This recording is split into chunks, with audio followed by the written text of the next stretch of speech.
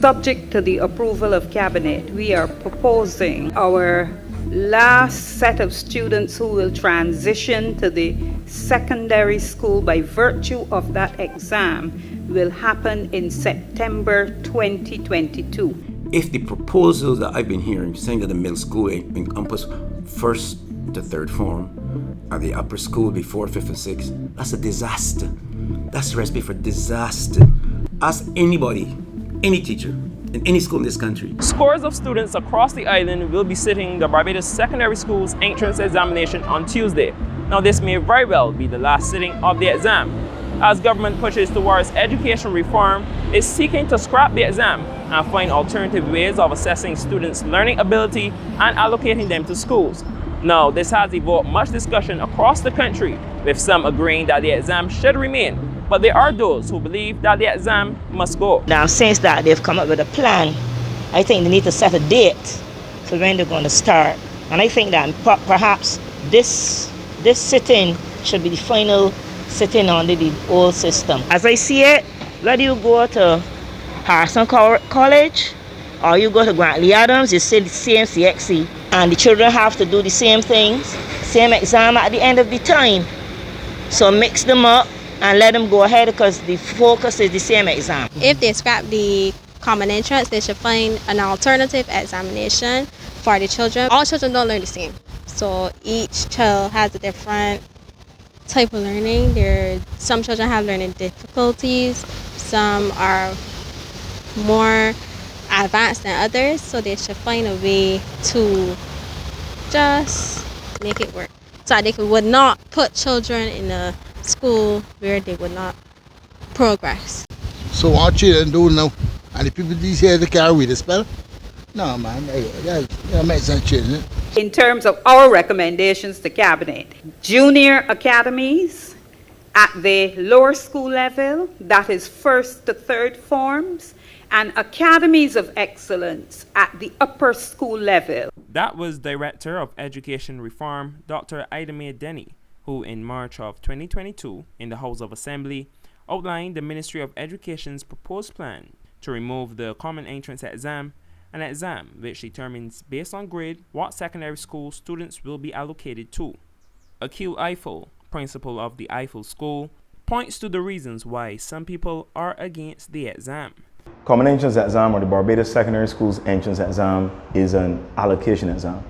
It isn't necessarily used to evaluate if students understand topics. For example, if a student is weak in prefixes or suffixes or subject and verb agreement, the parent or the teacher or the school, they're not given a report. You're just given a raw score, a converted score. You're just given marks.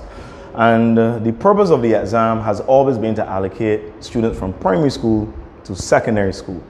And with the proposed abolition of the exam and the introduction of middle schools that they plan on doing, there are a few things that I believe may be of concern. The first thing is that you have to look at how you evaluating students.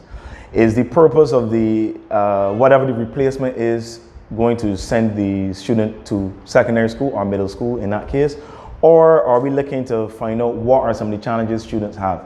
Because you have kind of three brackets of students. You have high flyers, those students who consistently score 90, 95 and up. You have students that middle or score average, 60s, 70s, and then you have the weak students. From what I have seen, and I've marked the exam before, most of these students you would see would be middle to average. There are many students who have literacy issues, who have dyslexia, who have ADHD, and these are things that I believe are not being properly dealt with in the system. Now, granted, there's a new education reform, commission unit, etc., at the ministry, and I know that they have a difficult job ahead. Now, he believes that the 11 plus exam has served its purpose, especially in the past, by creating a level playing field for students to get into schools of their choice, but he notes that today, more focus has to be placed on the best ways to assess students. I think that we need to be more focused on what are we trying to develop? Are we trying to develop students that score 90s? Or are we trying to develop students that understand the way the world works? I think that needs to be a conversation that needs to be had, because if the focus of a child's journey through education is to score 95 and 100, then it means that we're losing our way. We're not understanding the purpose of education. And if education is solely to produce academic results, then we're missing creative arts, we're missing physical education, we're missing, hair, styling, fashion, all these things. Take a look at, Rihanna's a good example. Rihanna did not go on to sixth form. And for those that may say, well, she did not do university education, none of that matters, even a degree. These are things that we need to sit down and talk to children and say, you need to figure out what it is you want to do with your life. Yes, some of it is opportunity, some of it is luck, some of it is timing. But when you look at what the exam has done in the past, I honestly do not feel that some of the students that came through the system would have been any different if they had gone to any other school.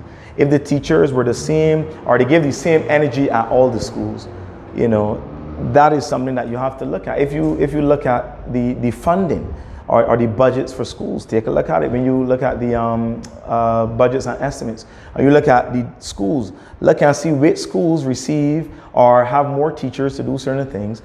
It is usually the schools that are at the top. And these are things that the ministry really they have to sit down and look at. How are we allocating resources? Because the students that are struggling because you're not putting enough resources into these students. And at the same time, you have the high flyers at the top, and you're not doing enough for them. So it is not just one situation that can be, sorted out when you remove the common entrance exam. He says that despite what many think, all public secondary schools provide the same quality of education. My thing is that if they remove the exam, the brand of the school or what the school embodies is what the student looks at. Even when parents look to put on schools, you can have a child that lives next to Princess Margaret, for example, and St. Philip is a good example of this, because 20 years ago, St. Philip did not have the number of residents living in St. Philip, but now it's expanded. But there's only one secondary school, that is Princess Margaret. The large school is probably the closest school because of where it is in location to 6 roads. But when you look at it, you have a lot of students who live there, but they don't want to go to Princess Margaret because the brand of the school may not be something that they want. And it is something that is topical. A lot of people are not going to sit down and talk about this because they don't want to live in the real world. I ask many students what school they want to go to. They're not going to say they want to go there. And there's nothing wrong with Princess Margaret School. Fantastic teachers. They have grounds just like any other school. So I think they have to work on changing the perception of the school, because if most of the teachers go to Erdiston, at Princess Margaret, Granny Adams, Queen's College, Harrison College, it means that you have teachers at every school who are capable. So then you're sending students at specific schools because they scored a specific mark. So if the teachers are good, then if it was me, I would say, well, if John Brown scored 90-something and they live literally next door to 6 roads, they should be going to Princess Margaret School. Eiffel offered a few suggestions on ways students could improve their learning. 11 plus exam or whatever variant of it, I would like to see that parents get back actual results and can see where the child has fallen in terms of the marks, or where they have scored properly in, so that in the vacation or wherever you can put programs in place to help improve the child. If you want the standard of student to be that at 11 years old, this is what they should know, then you should let the parents and the school know exactly what the child has done. You have to implement programs like mandatory testing, screening, seeing if children have dyslexia, maybe by age 7 or 8, interventory programs. These are things that can be done if the policy is, this is the type of student that we want to produce. Retired principal and longtime educator Jeff Brooms, a supporter of the 11 plus exam, says that there is room to modify the exam by having continuous assessments starting from as early as class 1. That's why really strongly is no different from any exam. It is not that. Is not that what people are talking about. Now, what people are talking about is the allocation of children. And the question they're asking, is it fair to allocate children based on an exam that's done on one day? And that's a valid question. That is a very valid question. So it's not. So I don't know how testing is a big thing, or society or school system all get on with tests. What I would suggest, and this is not the first time putting this out there on the table, I feel that you can balance the class 4 exam, which I refer to as class 4 exam, and not be called a common entrance, the class 4 exam with a process of continuous assessment. They can go together. I have no problem using the marks that children get in their class 1 in the term test. Then for class 2, you look at performance and do a lot of remedial work with children, to take them from. You just don't go from, because I taught this in class 1, I cannot teach in class 2. We want to see how well the children have done and try to correct those gaps in there. And then do the normal testing, and then use the class 3 exam. So you have class 1 and 2, the marks from those two to form the continuous assessment part of the allocation process. And then the class 4 exam, as far as I'm concerned, can count as 50%. The other two combined count 50%. He's taken issue with the recent proposed alternatives to the exam. He doesn't think it's practical. I think that you're trying to mirror the American system a little too much as far as I'm concerned, because I don't see any need for it. That's my view. Any need for it. But I'll say something based on what I've been hearing. If the proposals that I've been hearing, saying that the middle school encompass 1st to 3rd form, and the upper school before 5th and 6th, that's a disaster. That's a recipe for disaster. Ask anybody, any teacher, in any school in this country, and maybe you think, Babu, your days at school. See that 3rd form? Is the most serious year in secondary school. Most serious year where children are, like my grandmother used to say, feel the oats, and they do all kind of nonsense in 3rd form, and you need a strong hand in 3rd form. Now, to put a school with those 3rd formers at the top, they're going to terrorize those juniors, and they're going to be creating more problems than we can imagine. I think back at the time I was deputy principal at St. Michael's School, and we had a guy there by the name of Noel Gittins. He became known as the 3rd form year head, because he needed somebody so strong and straightforward, like Mr. Gittins was, because those 3rd formers are not easy, and to put them at the head of a school, heaven help us all. He says that the stigma attached to some of the newer secondary schools must end. Because of the experience, the longevity of the older grammar schools, we promote those as the top. But when you look at it, or well, I wouldn't even go it that way. Most of our political leaders went to those schools, and they're going to kind of enshrine them and create. As far as I'm concerned, what we do create a lot of prima donnas who have made it through because they went to this school or that school. Like I said at the beginning, I see a lot of good quality people coming out of every school in this country, and I do not know, why we as a society get so afraid of children going to one school or another. I went to school at College in Paris, and I do not feel anybody I don't want to single out schools, but please forgive me, that Harrison College or Queen's College or Commonwealth or St. Michael had a better education than me. Is the education system and the learning different at each school? Absolutely not. I'll tell you something. All the teachers in every school in this country went to the same universities, got the same qualifications. But it ain't a big thing. It doesn't mean that I'm teaching at Queen's College because I went to one of those top schools, or I'm teaching at St. Lucie only because I went to school down there. I didn't go to school there. Darrell Jordan didn't go to school there. We have a lot of the teachers get the same qualifications. They get the same pay. For both children and parents, the lead up to the exam could be a stressful period and one filled with anxiety. For Tricia Phillips-Sadeo, it was no different.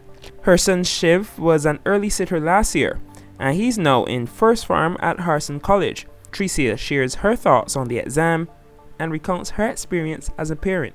Actually, for me, it is not what is being done, but it is the pressure that is put on the students to excel.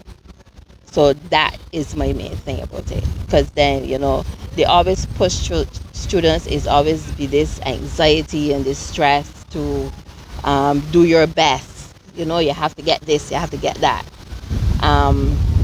Accept children for who they are. Once, like he said, once he's going to exam, he gets anxiety. But then he looked at it and realized it was just a normal exam. So maybe if you treat it as though a normal exam before putting all the pressure on the children, I feel they will do well. You know, because some children are intimidated by that. Everyone is not academic. Yeah, so you try to get them to just do their best rather than putting all the pressure on the children to just, you know, it is, for me, it was, as a parent, it was anxiety as well. Yeah, because you hear all the stories, you hear all, you know, so, or you got to do all the past papers that they have to do to make sure that, you know, they get above the average. If they get 20, if they get 30, then you're pressuring them again. Oh no, you gotta do better, you gotta, you know. And then maybe it's not, children cannot understand. It might be that they're so much under pressure, they're making all of these mistakes. Because when you're under pressure, you tend to make mistakes. So they have to find something a little more, I'm not sure the word I love for it, like calming, to help the children just to relax under a pressured environment, or just don't pressure the children at all. Shiv also gave a few helpful tips to those sitting the exam on Tuesday. Go over most of the topics that you studied or that you did recently, and well, just go through everything that you've done, and then literally you should be set. You should just think of it as just a normal test. Like, don't really think of it as some big or a grand thing that your whole life depends on, really. Like, just take it as a normal exam. His mother also offers a few suggestions. Before his exam, like a couple days before, I didn't let him study or do anything before the exam. I just let him relax. If he wanted to play games, whatever he wanted to do for like the 2 days before the exam, there was a week before, there was no lessons. I just get him to go over a few things, but then other than that, I just let him do what he wanted to do to put his mind at ease and just to relax. Take him out, take him to the beach, whatever, get that pressure off, and just prepare for the Tuesday. Yeah, so that was just it. Just relax the day before, get your mind at ease, because I know on the day of the exam, you see all the children and you're walking in, there's a little bit more anxiety. So he had a little relaxation before that, as not to pressure him the day before the exam and have him in books. Yeah, because then the next day now they'll be tired, the mind will be tired and they'll be a little overwhelmed. But then it depends on the child as well. I knew he needed to relax, so I let him relax the week before with just a few spot checks, and that was it for him.